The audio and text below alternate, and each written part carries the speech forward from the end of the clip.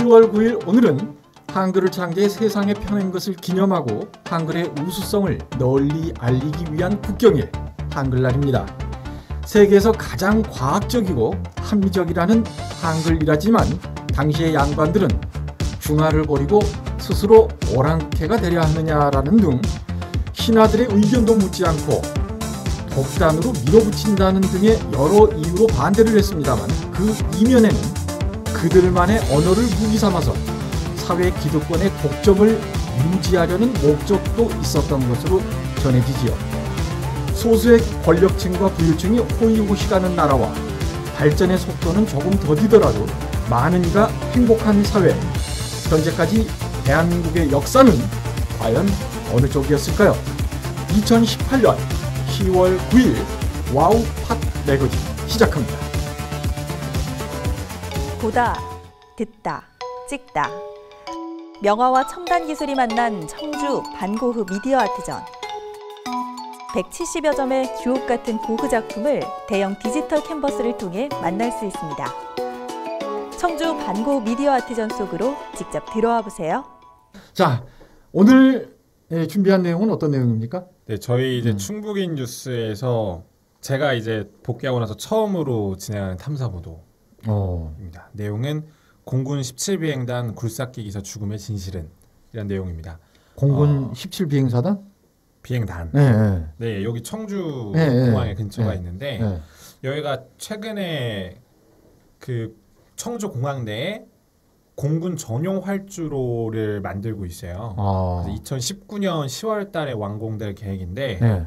얼마 안 남았죠. 네. 근데 이제 지난 8월 이곳에서 굴삭기 기사로 일을 하시던 고 김종길 씨가 네.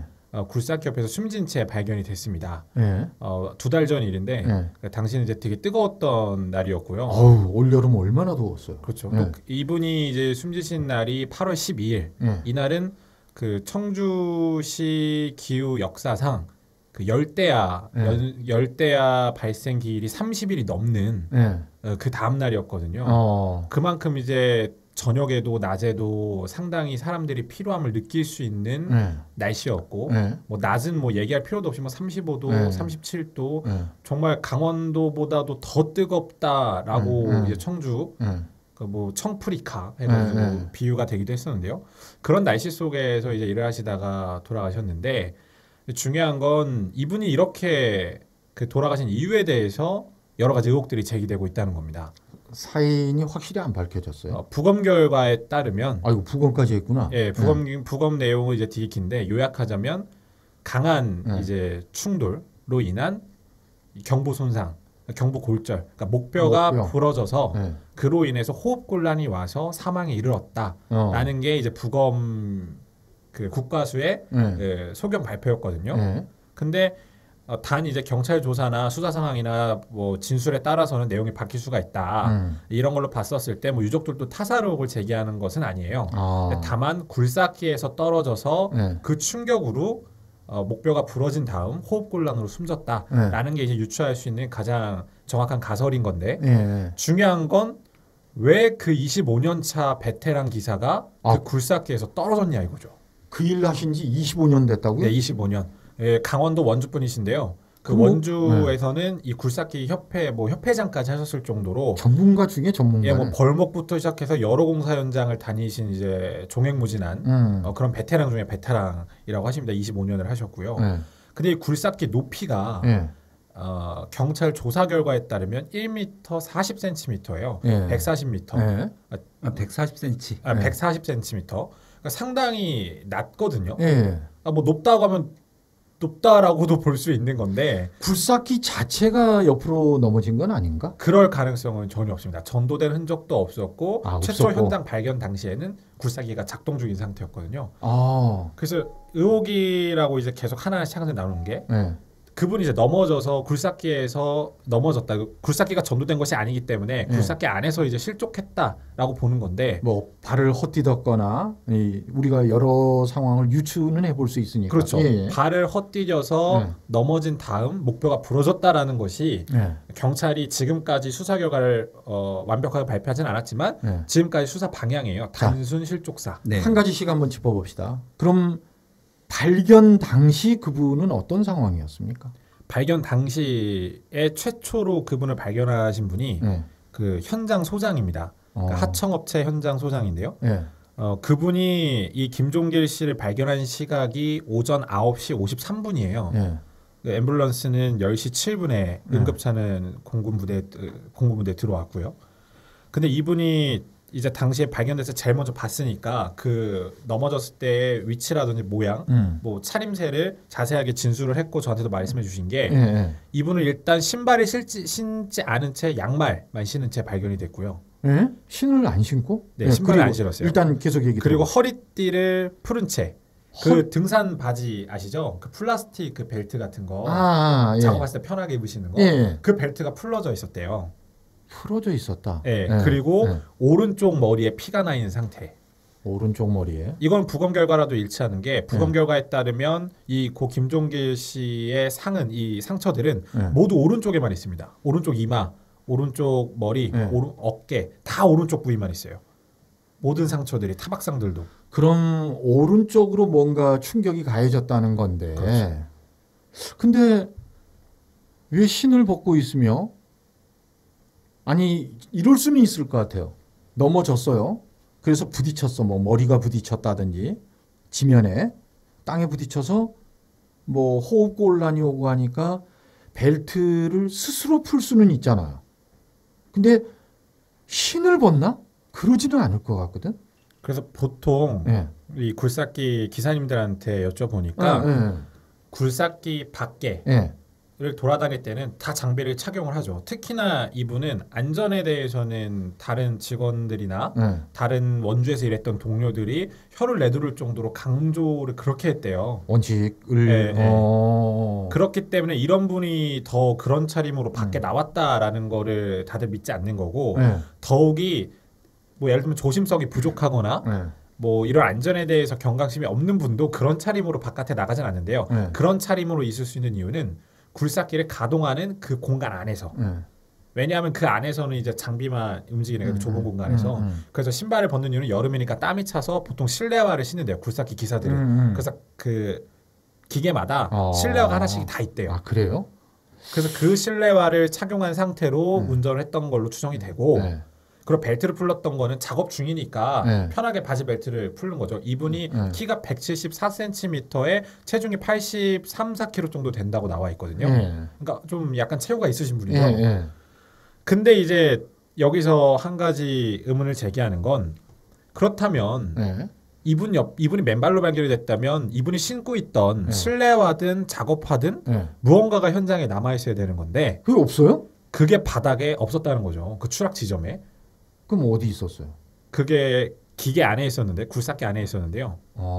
그 사진을 보면 당시 현장 검증 사진을 보면 깨끗하게 그 신발이 오와 열을 맞춰서 정리가 되어 있습니다. 그 신발들이. 그것도 작업화와 그 실내화의 방향이 또 달라요. 한쪽 방향을 보고 있는 것도 아니고. 근데 여기에다가 그 시신 옆에 발견된 플라스틱 조각이 있습니다. 그 플라스틱 조각이 실족사라는 어느 정도의 정황상 증거라고 다들 보고 있는 이유거든요. 왜냐하면 시신 옆에 그 플라스틱 조각이 있었다라는 건 떨어지기 직전에 그 플라스틱 조각을 건드렸다는 거고 이거를 밟아서 발을 헛디딘 거 아니냐. 그렇기 때문에 이 부러진 조각이 있는 거 아니냐. 모에 걸린 거 아니냐. 이런 건데 이게 지금 현재까지 나오는 이야기는 단순 실족사. 그렇죠. 근데 되게 이런 경우 유족 여기서 이제 포인트가 뭐냐면 이 굴삭기 기사들이 작업을 하다가 내릴 경우에는 그 굴삭기 기사들이 일하는 바닥이 보통 어떨까요? 흙이잖아요. 흙먼지죠. 자, 그러니까 맨발로 내린다는 거는 상상이 말도 안 되고 안전화 원래 착용하고 있었던 안전화를 신고 이렇게 해서 이제 조심스럽게 내린단 말이에요. 그럴 것 같아요. 네네네. 그리고 당시 그 공사 현장도 뭔가 시멘트 바닥에 이런 게 아니라 다 허허벌판 흙판이에요. 그거 다 사진에 나와 있거든요. 근데 그렇다면 그 플라스틱 조각이 부러져 있었다면 그걸 밟았다라고 가정을 할 수 있어요.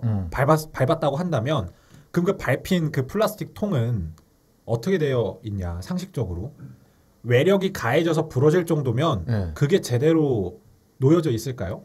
당연히 흐트러져 있었겠죠. 그죠. 근데 현장 검증 사진을 보면 깔끔하게 선에 맞춰 정리가 되어 있습니다.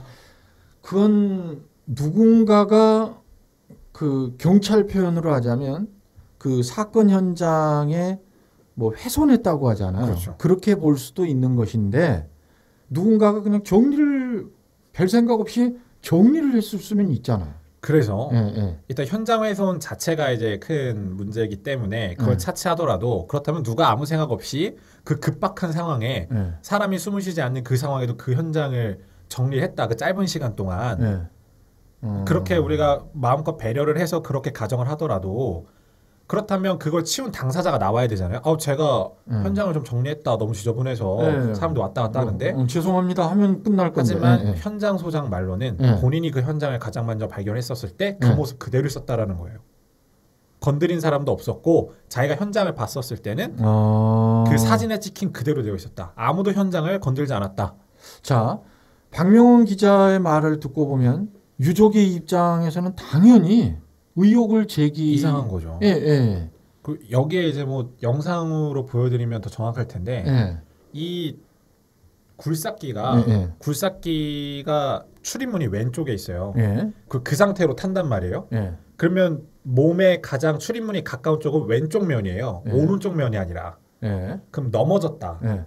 그대로 일을 하다가 뭐 실족을 해서 넘어졌다라고 하면 왼쪽이 다칠 가능성이 더 있다는 거죠. 그렇죠. 근데 뭐 당연히 일어서서 돌아 내려오는 과정에 방향이 바뀔 수 있어요. 돌면서 그 모든 물건들을 피해서 맨발로 뛰어내리시려고 그냥 가뿐하게 그럴 경우에는 오른쪽에 상처가 날 수 있는데 그렇다면 당연히 머리 방향은 굴삭기 안쪽이 아닌 바깥쪽을 향해 있어야 정상이겠죠. 근데 안쪽에 있었어요? 안쪽에 있었어요. 그럼 이 모든 상황을 가정하자면 이분은 그 안에 있는 짐들을 모두 피하기 위해 조심조심 움직이신 다음 그 굴삭기에서 내리기 전에 공중부양을 하든 공중고개를 하든 한 바퀴를 돌아서 머리를 굴삭기 안쪽으로 부딪히신 거죠. 그것도 1m 40cm의 높이에서 이게 가능하냐 상식적으로. 물론 저희가 타살 의혹을 제기하는 게 아닙니다. 핵심은 이렇게 현장에 문제점들이 많아요. 경찰 조사에도 문제가 많고 근데 왜 이런 부분들을 조사하지 않냐 이거죠. 누군가가 분명히 현장을 훼손할 수 있는 가능성이 이렇게 제기되고 있는데 그리고 그 망자가 누워있는 방향 또한 문제가 좀 있는 것 같은데 이런 부분에 대해서 조사를 더 해야 될 것 같은데 왜 이걸 단순 실족사로만 보는 거냐. 그렇다면 현장을 훼손한 사람은 왜 훼손을 했을까. 그런 부분을 찾아야 되는 거잖아요. 경찰 입장에서는 일단 밝히기는 밝혀야 되니까 현재까지는 뭐 단순 실족사로 추정이 됩니다. 이렇게 말은 할 수 있을 것 같아요. 그리고 조용히 또 그렇지가 않아요. 일단 이제 우선 여기서 수사를 할 것 같은데 이것뿐만이 아니라 몇 가지 이제 의문점, 그러니까 이해하기 상식적으로 잘 이해 안 되는 일들이 이제 이어져요. 이곳에서.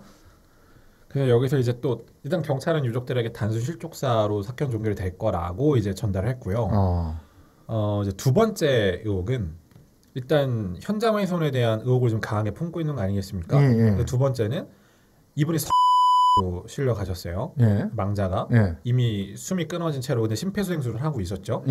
그 상태 갔는데 이제 유족들이 원주가 집이기 때문에 원주에서 다 이제 내려오셨어요. 시간이 좀 걸리겠죠.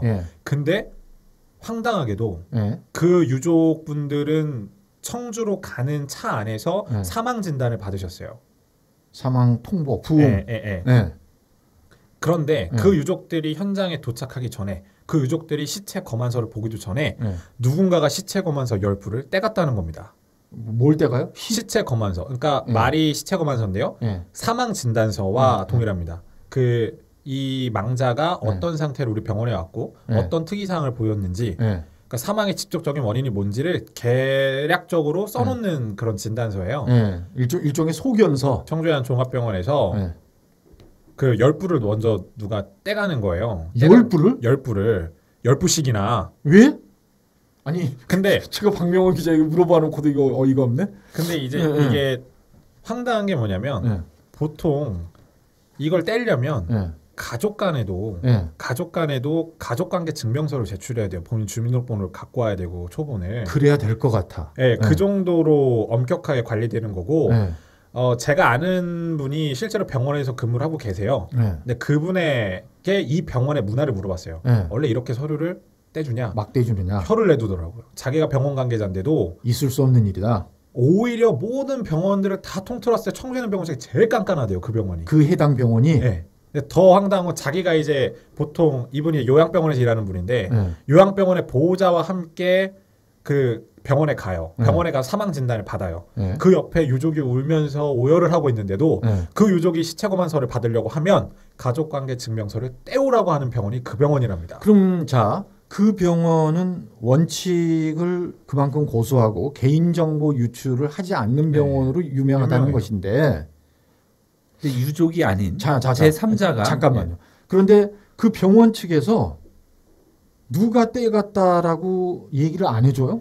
근데 여기서도 황당한 건 뭐냐면요. 그렇다면 누군지 모르는 신원불상의 남성이 그 열불을 떼간 다음 남성이에요? 네, 남성이에요. 몇십 분 뒤에 유족이 갔어요.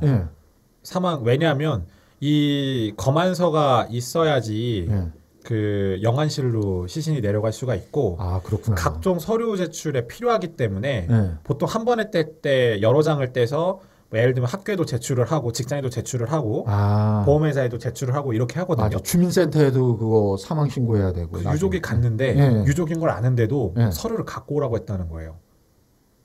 누구는 열부를 그냥 떼주고. 근데 이걸 유족이 어떻게 알았냐? 그 담당하는 직원이 앞에 열부 떼가셨는데 왜 또 떼가세요? 그러니까 유족에게 그렇게 얘기할 수 있죠. 더 유족이 안 거예요. 아니 그 병원 관계자는 오히려 그 유족을 의심할 수 있는 거죠. 이 서류상으로 보니까 열부를 떼갔는데 왜 또 떼가려고 그러세요? 이렇게 반문할 수 있는 거잖아요. 그 직원이 떼준 거예요. 자기가 앞에. 그 직원이 유족한테 서류를 요구한 직원이 신원불상의 남성의 열부를 떼준 사람과 동일하다는 겁니다. 그럼 그 직원이 입을 열면 되잖아요. 여기까지가 이제 유족들이 얘기한 거 확인을 받은 거예요. 그 담당자랑 통화 녹음한 내용을 제가 다 들은 거고 이 부분은 팩트입니다. 병원에서도 인정을 한 부분이에요. 근데 이제 당시에는 그걸 따질 경황이 없었던 거예요. 모두들. 그죠. 근데 여기에서 또 우리 대한민국 경찰의 정말 아쉬운 부분이 뭐냐면 저도 사회부 기자를 3년을 했는데 유족이에요. 그 사망 현장에도 없었고 전혀 관련이 없어요. 근데 12일 날 돌아가셨는데 그 소식을 듣고 오는 차 안에서 그 사망 진단을 받은 그 유가족을 그날 오자마자 1시간 뒤인 오후 2시 53분에 출석을 시켜서 조사를 받았다는 겁니다. 유족 조사를.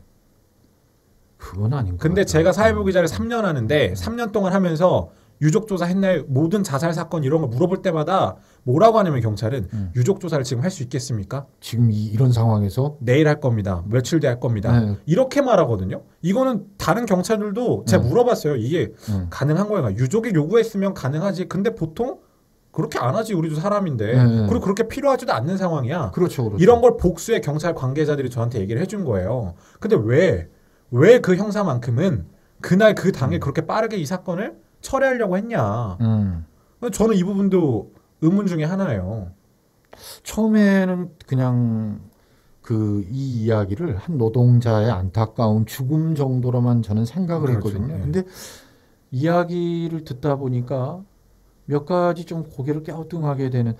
잠깐 이제 새끼로 나온 건데 경찰에 이제 이런 좀 안타까운 점이 있는 거고 열부로 다시 넘어가면 이제 유족들이 앞에서 말씀드렸지만 시신이 영안실로 가려면 시체 검안서가 필요하다고 말씀드렸잖아요. 그런데 그 시체 검안서를 유족에게 누가 줬대요. 함부를.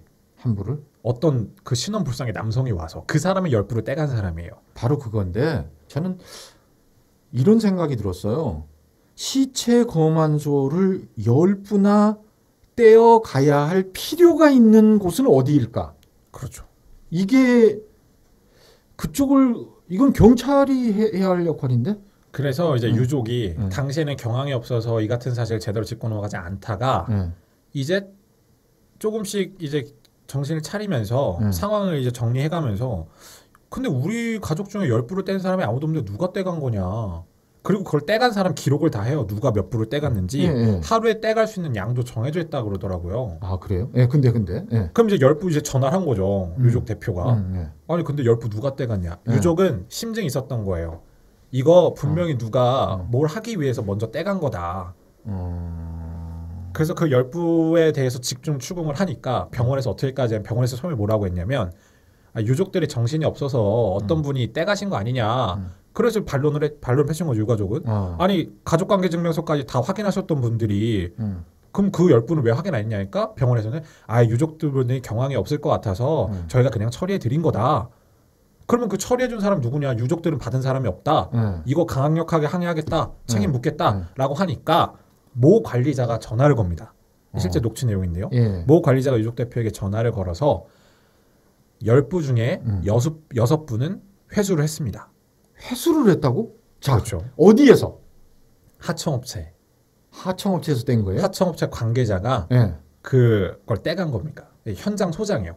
앞에 제가 말씀드린 그분. 최초의 목격자. 최초의 그 상황을 목격했던 사람이 아주 빠르게 사망진단서를 시체 검안서를 10부를 떼간 겁니다. 하청업체 소장이 시체 검안서가 왜 필요했을까? 10부 중에 6부는 이제 그 하청업체에서 회수를 한 거죠. 그 나머지 4부 중에 한 부는 그 시신을 영안실로 옮길 때 유족에게. 그렇죠. 유족에게 줬죠. 그럼 3부는? 그럼 3부는 어디로 갔을까요?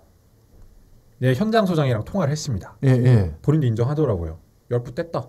내가. 그걸 한 부 유족 줬고 6분 우리가 반납했다. 박명훈 기자가 드라마를 많이 봤네. 스토리를 점점 궁금하게 몰아가는. 자, 그런데 전 남은 3부가 궁금한. 근데 3부는 하청이 있으면 원청이 있겠죠.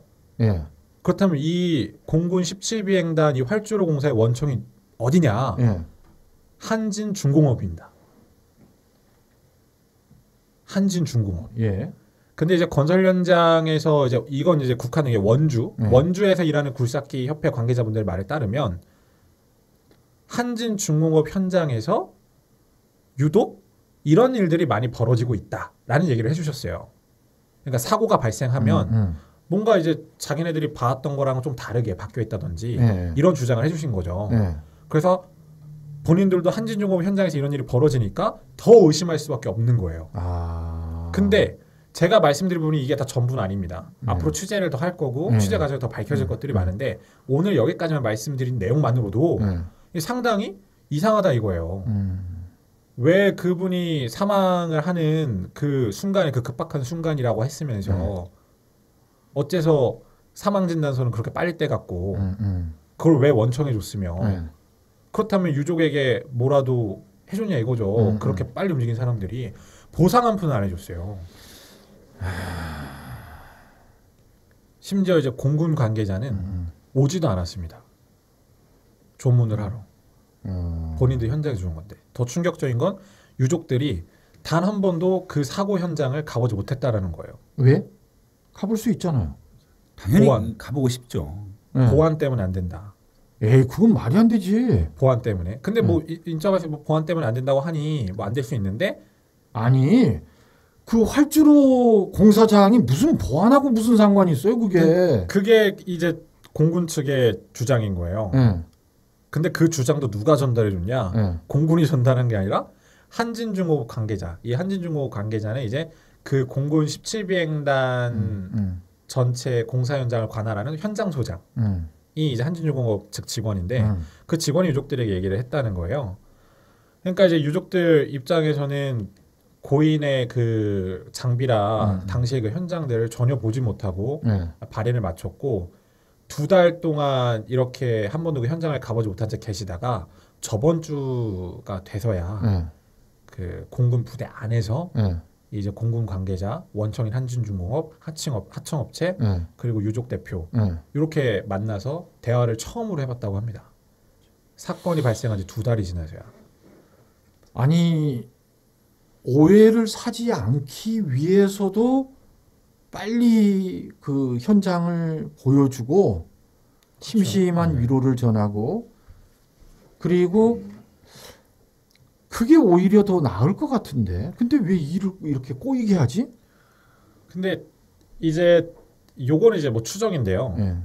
이 공군 17비행단 공사를 두고 말들이 정말 많았습니다. 이 기사를 찾으면 실제로 검색을 해보시면 공군 17비행단이라고 치시면 다양한 언론사에서 여러 가지 문제점을 제기하는데 그 여러 가지 문제점 중에 대부분이 한진중공업에 입찰을 주면서 이 수의계약으로 제가 알고 있거든요. 근데 명확한 확인이 필요합니다. 한진중공업이 아니라 건설 아니야? 아니요, 한진중공업이에요. 중공업에서 이런 것도 하나? 그런데 그걸 한진중공업이 그 계약을 따낸 거고 그 계약 과정을 두고 지역에 있는 업체들이 강하게 반발을 했어요. 지역에서 하는 거고 당신들 청주 소속이고 청주 공군인데 왜 이거를 대기업한테 주냐? 어려운 공사도 아닌데 말들이 정말 많았는데 결국에는 공군 입장은 비행전단 입장에서는 문제될 거 없다 법으로 우리는 우리가 법적으로 잘 처리한 거다 문제될 게 없다 이렇게 이제 처리를 했단 말이에요. 말들이 정말 많았어요. 27 비행전단을 주고 공사 과정에도 그 하청업체 그 시공사는 뭐 저기 한진중공업이겠죠. 시공사가 간이 건물을 지어서 청주시에 고발을 당하기도 했거든요. 언론 보도에 따르면 말이 많았어요. 6월 내내 3월부터 쭉 그러다가 8월 달에 이런 일이 벌어진 거죠. 저는 그 충북인 뉴스에서 관련 기사를 보고 처음에는 그냥 그런 내용이 있었잖아요. 굴삭기 안에 에어컨이 있는데 에어컨이 고장 나가지고 뭐 AS 받기 위해서 대기 있는 상태고 근데 그 불볕더위에 그 더운데 하루 뭐 많은 경우는 12시간 이렇게 노동을 하고 그런 기사. 제 추론은 바로 그 부분입니다. 이게 지역에 있는 사회부 기자들 몇 명과 이 사안을 공유를 했어요. 얘기를 해보니까 다들 놀랐던 게 매일매일 아침, 점심, 저녁, 새벽까지 합쳐서 전화를 걸면서 사건, 사고가 있는지 체크를 해요. 근데 당시 그 여름에는 사람이 공사 현장에서 쓰러지기만 하더라도 기사로 냈었어요. 왜? 그죠. 그 열대가 일을 시켰기 때문에.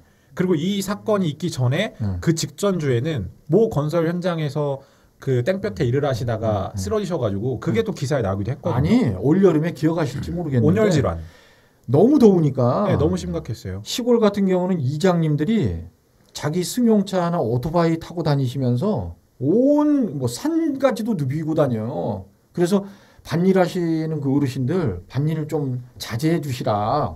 어머님 좀 해 떨어지면 그때쯤 해요. 그래서 그게 뉴스도 되고 그랬었단 말이에요. 그래서 앞에 이제 기사에도 있지만 에어컨이 고장난 굴삭기 관리 감독 없이 혼자서 그 허허벌판에서 일을 했던 김종길 씨, 고 김종길 씨 그리고 하루도 쉬지 못했어요. 왜냐하면 이분이 개인 사업자로 되어 있기 때문이거든요. 굴삭기나 이런 건설 장비는 다 개인 사업자로 되어 있어요. 근데 왜 못 쉬어요? 왜냐하면 원주 같은 경우에는 스페어 용어로는 스페어 기사라고 해요. 어차피 이 장비는 내 거고 내가 개인 사업자니까 내가 사장이니까 내가 고용한 직원을 내가 며칠 쉬고 그 사람을 대신 넣을 수가 있어요. 스페어 기사로. 근데 이 공군 부대는 기계 하나가 드러나고 나갈 때 사람 하나가 드러나고 나갈 때 사전에 보완하거나 이런 점검들을 다 받아야 됩니다. 근데 완공 시기가 2019년 10월이에요. 촉박했다라는 거죠. 시간이. 그래서 유족들도 계속 얘기하는 게 이거는 증빙 서류가 있어요. 하루하루 일을 하면 업무 일지를 쓰거든요. 언제 일했고 회사 쪽에 사인을 해주고 그 기록을 딱 일주일치만 봤어요. 제가 그 전에 것도 쭉 있지만 딱 일주일치만 봤었을 때 이분이 8월 12일 날 돌아가셨는데 8월 3일부터 8월 11일까지 단 하루도 쉬지 않고 새벽 7시부터 기계를 돌렸어요. 아침 7시? 네. 아침 조회가 6시 40분이에요. 새벽 6시 40분. 자, 여름엔 공사 현장이 좀 일찍 시작할 수 있어요. 그리고 땡볕일 때 일부러 쉬려고. 근데 이분에게 주어진 휴식 시간은 12시부터 1시까지 딱 1시간입니다. 1시부터 4시, 길게는 1시부터 7시까지 계속 그 에어컨 단을 굴삭기 안에서 이 사람은 일을 했던 거예요. 그렇기 때문에 유족들은 더 이건 단순 실족사가 아니다. 그 에어컨도 안 되는 그 피곤함에 쩔어있는 저 사람을 굴삭기 안으로 밀어넣은 사람. 그 사람이 이 사건에 책임을 져야 된다라는 게 유족들의 주장인 거거든요.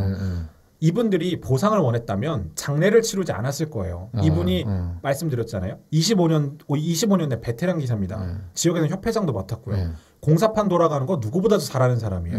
집안이 그런 업들을 해요. 그럼 보상받는 법 모를까요? 장례를 치르지 않으면 보상을 받을 수 있는 확률도 높아지고 문제와도 되니까 빨리 보상에 나서려고 하죠. 근데 그 배우자께서 부인분께서 왜 그렇게 하지 않았냐면 거기서 넘어져서 이 사람이 그 땡볕에 몇 시간 동안 방치된지도 모르는 상태에서 죽어갔는데 우리가 보상금 때문에 이 사람을 2승에서 붙잡고 있으면 어떻게 되겠냐. 사람 사는 도리를 지키려면 당연히 그 사람들이 알아서 해줄 거 아니냐. 근데 유족의 입장에서는 남겨진 자가 최소한의 예의가 어떻게 돌아가셨는지 정도는 그렇죠. 밝혀내고 싶은 마음이 굴뚝 같겠죠. 그걸 지금 밝히시려고 하시는 거예요. 근데 한진중공업을 이제 만났잖아요. 그 지난주에 10월 초에. 근데 거기서 뭐라고 했냐면 실족사로 나올 경우에 해줄 수 있는 게 없다. 아니 실족사? 실수로 떨어져 죽은 거니까. 아니 근무 중에 그 산업재해에 해당되지 않아요? 개인 사업자기 때문에 안 돼. 개인 사업자도 하청 원청 이어지는 그 계약 관계잖아요. 이게 문제가 그래 법이 이게 정말 문제가 여기서 나오는 거예요. 이거는 정말 국회의원들이 명심해야 되는 게 이렇게 개인 사실상 노동자예요. 말로만 개인 사업자라고 계약이 되어 있지만 왜냐하면 지휘 감독을 받고 일을 하기 때문에 개인 사업자라고 그러면 내가 문 열고 싶으면 문 열고 그렇죠. 가게 문을 닫을 수 있어야 되잖아요. 그런데 이제 여기에는 아니에요. 시작하는 시간 하루에 얼마만큼의 어떤 공정을 진행해야 되는 작업량이 정해져 있었을 거고요. 사실상 지휘 감독을 받는 그런 어떤 노동자의 이제 지휘 였던 근데 거죠. 단순히 서류상으로 계약서를 쓴 개인 사업자이기 때문에 산재가 안 된다는 거죠. 이건 불가능하다라고 보는 거예요. 산재가 안 된다. 그렇다면 유족들이 할 수 있는 거는 회사에서 그에 상응하는 보상을 해주는 거예요. 본인들이 그런 업무 지시를 내렸고 뭐 이런 무더위에 노동 현장에 내보냈고 이런 강도 높은 노동을 시킨 거고 근데 사인이 실족사 때문에 해줄 수 있는 게 없다. 소송 만약 받고 싶으면 직접적인 소송을 제기해라. 그럼 우리도 대응하겠다. 이게 유족 측이 주장한 한진중공업의 입장입니다. 그런 현장에서 만났던. 근데 이게 소송을 제기하시면 저희가 그걸 근거로 보상을 해드리겠습니다가 아니라 소송을 제기하시면 우리도 그에 따른 대응을 하겠다. 그분 부인분이 장애를 가지고 계세요. 10대 때부터 장애를 가지고 계셨고 장애 진단 신청을 계속 안 하시다가 20대 중반에 하셨고 슬라에는 이제 외동딸이 하나 있습니다. 그 외동딸이 뭐 서울 유명한 사립대학교의 간호학과를 다니다가 그 간호학과도 왜 진학을 했냐면 어머니가 다리가 아프신 거를 어렸을 때 봤기 때문에 그걸 강화해드리고 싶었고 아빠가 맨날 공사 현장에 가서 몸을 다쳐오니까 아빠 치료해주고 싶어서 그래서 간호학과를 진학한 착한 딸이에요. 근데 본인이 간호사가 되다 보니까 아빠나 엄마의 몸을 좀 더 치료를 해주고 싶은 거예요. 간호뿐만 아니라 치료를 해주고 싶다 해서 그 유명한 병원에 합격한 걸 뒤로 하고 공부를 해서 지역의 의학 전문 대학원에 진학을 했습니다. 정말 수재예요. 과외 하나 돈이 없어서 과외 하나 이런 것도 못 받고 혼자 공부해서 그렇게 가서 이분이 평소에도 고인은 평소에도 그런 자랑을 했대요. 나 같은 놈한테 이런 딸이 나왔다. 어머니도 장애인이라고 어렸을 때부터 손가락질 받고 이렇게 외면받아왔던 우리한테 이런 딸이 있다. 그 딸이 의사다. 의사 가운 입는 걸 그렇게 고대하고 고대했는데 끝내 그 모습을 못 본 거예요. 이분이. 근데 공군도 그렇고 하청도 그렇고 한진중공업도 그렇고 이분이 자기네들 자기 일한 거 아니잖아요. 그 할주로 닦아주다가 본인들 일 해주다가 돌아가신 건데 그러면 이분이 왜 죽었는지만큼 밝혀져야 된다 이거죠. 경찰도 그렇고요. 단순 실족사가 끝이에요. 왜 이분이 떨어지게 됐는지는 아무도 관심이 없는 거예요. 그래서 저희 충북인 뉴스는 이 부분을 집중 조명하려고 합니다. 앞으로. 왜 이분이 실족하게 됐는지 실족이 맞는 건지 왜 거기서 그런 차림으로 발견됐는 건지 그 과정에서 누가 어떤 불법 행위를 저질렀는지 이런 점들을 앞으로 계속 탐사 보도해서 연속 보도하겠습니다. 이게 청와대 홈페이지 국민청원에도 올라가 있나 봐요? 네. 그걸 보고 처음에 연락을 좀 드렸어요.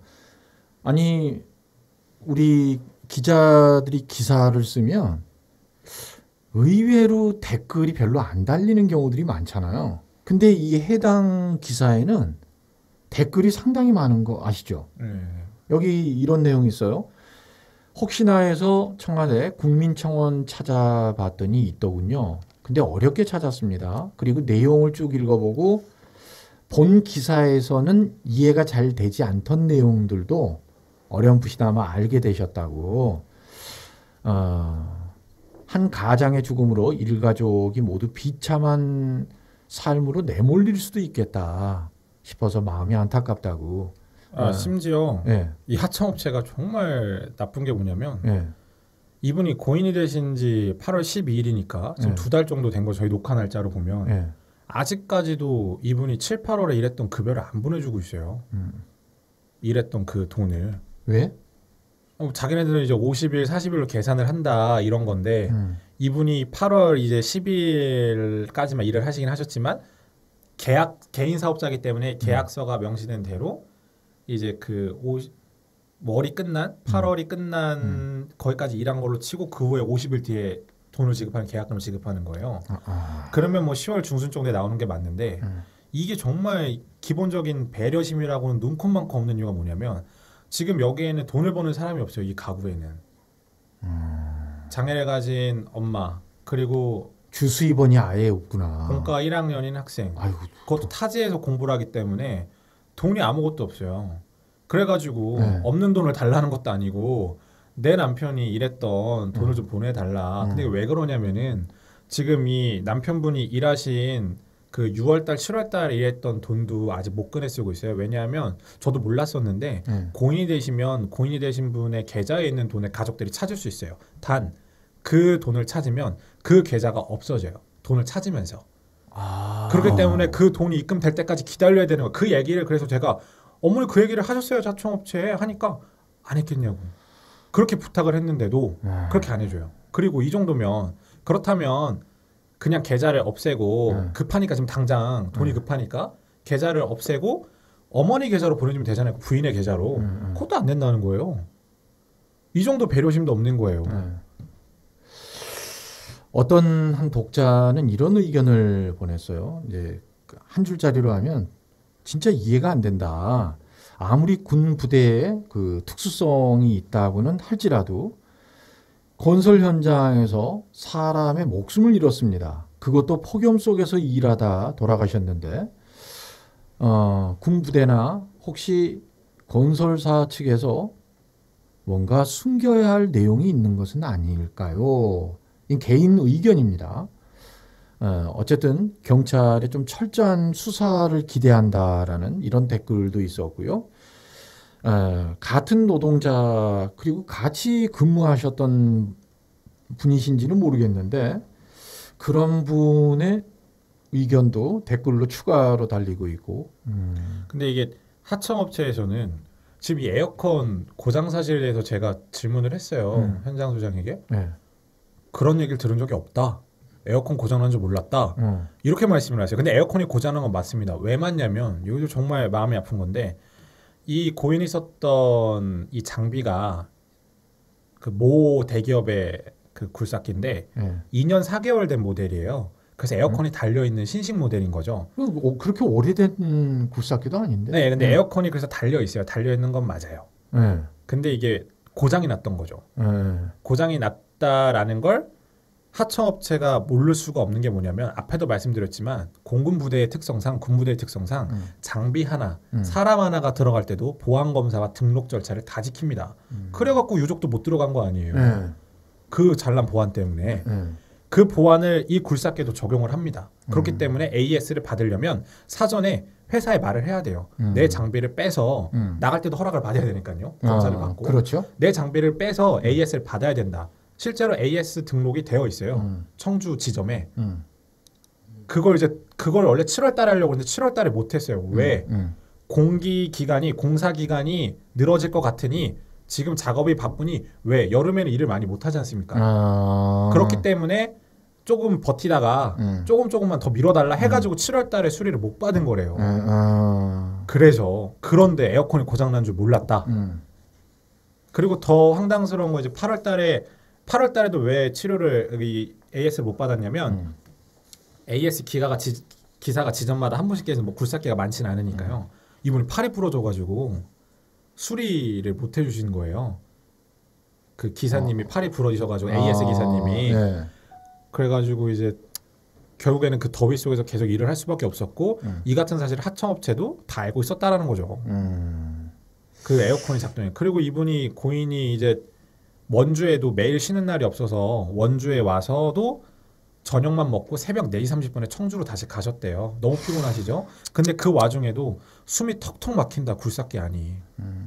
너무 힘들어 죽겠다. 이런 얘기를 자주 하셨대요. 그래서 고인의 따님 같은 경우에는 의대를 다니고 있으니까 의학 전문 지식이 있잖아요. 그래서 어머니가 아닌 그 시체 검안을 할 때도 따님이 들어가셨어요. 그 머리나 그래서 그걸 상세히 그려오셨다는 어느 부위에 상처가 있는지. 그래서 처음에 딸과 따님과 어머님은 그 부인분은 심근경색 혹은 뇌졸중. 왜? 워낙 이 업무 공사 마치는 것 때문에 스트레스를 많이 받아 하셨고 또 새벽같이 일을 하고 원주에 와서도 새벽에 나가니까 또 더위에 일을 하니까 급격한 스트레스나 피로 누적으로 인한 심근경색이 아닐까라고 생각을 했대요. 그래서 경찰 조서를 보면 부검도 반대한 거예요. 근데 이분이 보험금을 받으려고 했거나 보상을 받으려고 했으면 먼저 나서서 부검을 했겠죠. 근데 그렇죠. 가족들은 아빠 평생 그렇게 고생했는데 내 남편 평생 그렇게 고생했는데 딸은 알잖아요. 부검을 하면 얼마나 그 파헤치는지. 그렇게 하고 싶지 않다. 그런데 이건 경찰이 이제 요구해서 부검을 어쩔 수 없는 거예요. 왜냐면 사인이 명확하지 않았거든요. 그 이분이 이제 숨진 채 발견됐기 때문에 부검을 이제 그래서 그렇게 들어간 거죠. 이런 배경들이 다 있어요.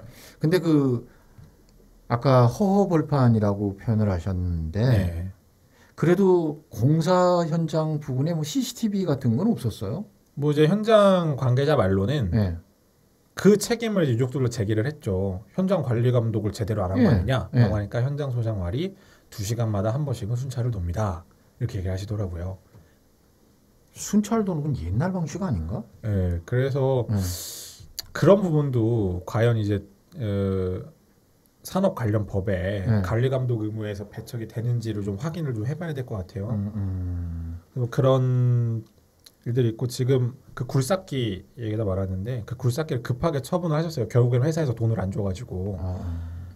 근데 또 에어컨이 고장난 굴삭기다라고 해서 가격을 또 빼고 사람 죽은 장비다라고 해서 가격을 또 뺐대요. 그래서 시세보다 2-3천만 원 적게 받으셨더라고요.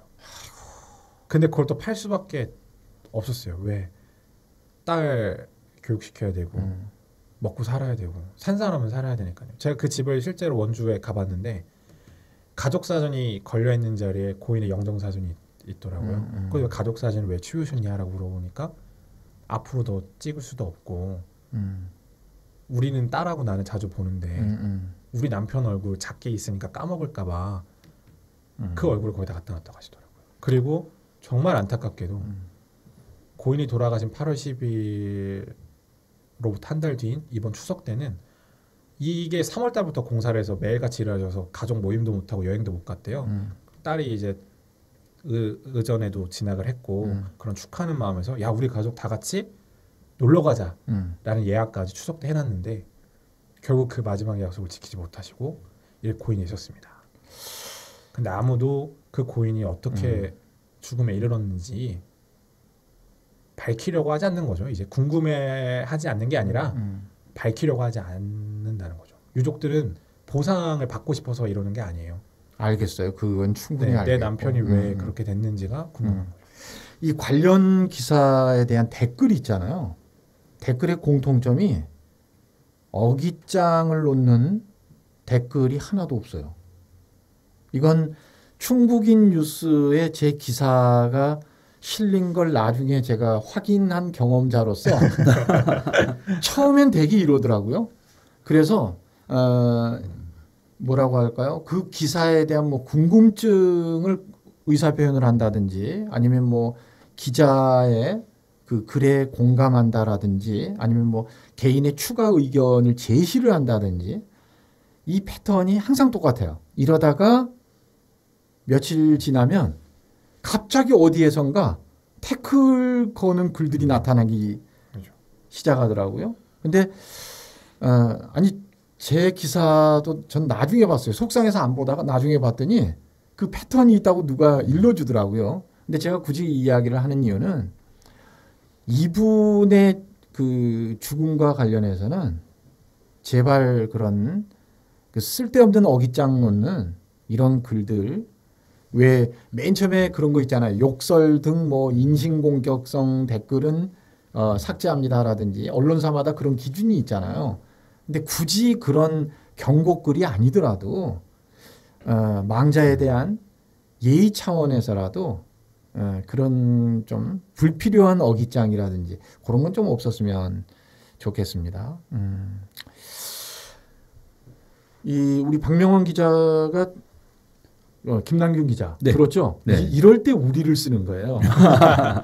우리 박명원 기자가 아까 그 서두에 탐사보도라는 표현을 썼는데 앞으로 그럼 계속 취재를 하겠다는 거네요? 네, 일부 확인된 의혹들도 있고요. 그래서 이게 기사로 나오기 전에 물론 녹화 날짜보다 이후에 저희의 방송이 공개되는 거긴 하지만 지금 이 방금 말씀드렸던 이 복잡한 의혹들을 일목요연하게 하나하나씩 정리를 해서 앞으로 이제 저희가 인터넷 지면상으로 공개를 할 예정입니다. 그래서 뭐 지금 저도 이제 횡설수설한 부분이 있고 정리되지 않은 부분 아니요.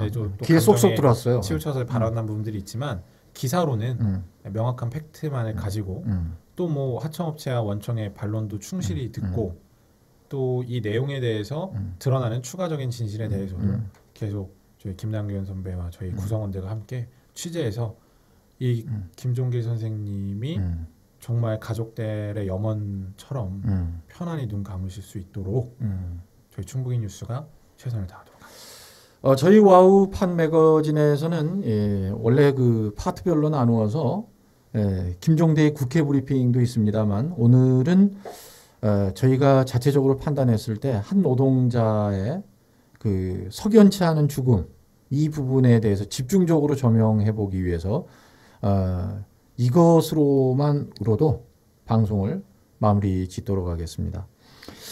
예전에 방송을 할 때 굴삭기 기사님들도 생방송 중에 문자들을 많이 보내주셨어요. 그 굴삭기 기사님들이 스스로를 어떻게 미화하는 줄 아세요? 표현을? 그건 모르시는구나. 지구 조각가. 전 처음에 지구 조각가입니다. 이렇게 생방송 중에 문자가 와서 이게 무슨 뜻인가 했어요. 근데 나중에 제가 물어봤죠. 생방송 도중에 지구 조각가가 뭐죠? 했더니 굴삭기 기사라고. 그래서 야, 참 절묘하다. 표현이 아름답다. 이런 생각을 가졌는데 이분이 이렇게 힘든 상황 속에서도 이를 악물고 열심히 한 이유는 한 가정의 평화를 조각하고 싶었기 때문이 아닐까 하는 생각이 듭니다. 충북인 뉴스 김남균 기자, 박명원 기자와 함께했습니다. 수고하셨습니다. 네, 감사합니다. 네.